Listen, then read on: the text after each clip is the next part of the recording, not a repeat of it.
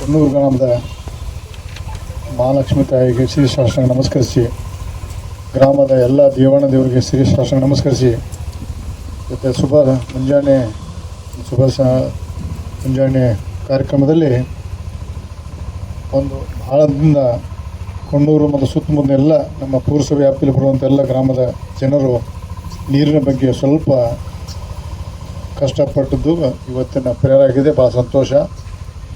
ವಿಶೇಷವಾಗಿ ಈ ಒಂದು ಅಮೃತ್ ಕೇಂದ್ರ ರಾಜ್ಯ ಸರ್ಕಾರ ಪ್ರಸ್ತುತ ಈ ಕಾಮಗಾರಿಯಲ್ಲಿ ಭಾಳಷ್ಟು ಎಲ್ಲ ಹೊಸ ಯೋಜನೆ ತಂದು ಶುದ್ಧ ಕುಡಿಯುವ ನೀರು ಮಾಡಿ ಆದಷ್ಟು ಬೇಗ ಕಾಂಟ್ರಾಕ್ಟ್ರಿಗೆ ಯಾಕೆ ಮುಂಜಾನೆ ಅವಾಗ ಸತ್ಕಾರ ಮಾಡೋಕ್ಕೆ ಹೋಗೋ ಕಾರಣ ಆದಷ್ಟು ಬೇಗ ಯಾಕೆ ಕಾಂಟ್ರಾಕ್ಟ್ ತೊಗೊಂಡು ಕೆಲಸ ಪ್ರಾರಂಭ ಮಾಡಿ ಲೇಟ್ ಮಾಡ್ಕೋದ್ರೆ ಮುಂದೆ ಭಾಳಷ್ಟು ಸಮಸ್ಯೆ ಆಗ್ತವೆ. ಅದಕ್ಕೆ ಅತಿ ಶೀಘ್ರದಲ್ಲಿ ತಾವು ಡಿಪಾರ್ಟ್ಮೆಂಟ್ ಸಹಿತ ಅದಕ್ಕೆ ಮೇಲೆ ತಮ್ಮ ವಿಸಿಟ್ ಮಾಡಿ ಈ ಕಾಮಗಾರಿ ಒಳ್ಳೆ ರೀತಿಯಿಂದ ಮತ್ತು ಕ್ವಾಲಿಟಿಯು ಸಹಿತ ಒಳ್ಳೆಯದಂತ ಮಾಡಬೇಕು.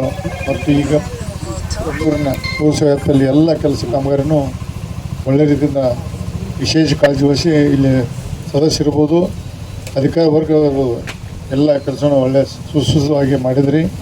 ಇನ್ನು ಅನೇಕ ಕಾಮಗಾರಿ ಮಾಡೋಣ.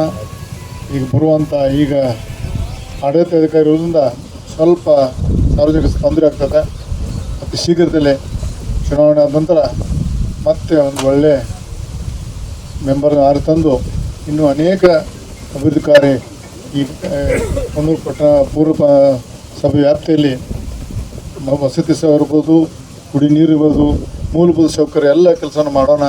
ನಿಮ್ಮ ಸಹಕಾರ ಸದಾ ಇರಲಿ. ನಿಮಗೆ ಯಾವಾಗ ಅಭಿವೃದ್ಧಿಗೋಸ್ಕರ ತಮ್ಮ ಯಾವಾಗ ಪಕ್ಷಾತೀತವಾಗಿ ಕೆಲಸ ಮಾಡಿ ಎಲ್ಲ ಮನಸ್ಸು ಗೆದ್ದು ಎಲ್ಲ ಒಂದು ಕೆಲಸ ಮಾಡೋಣ.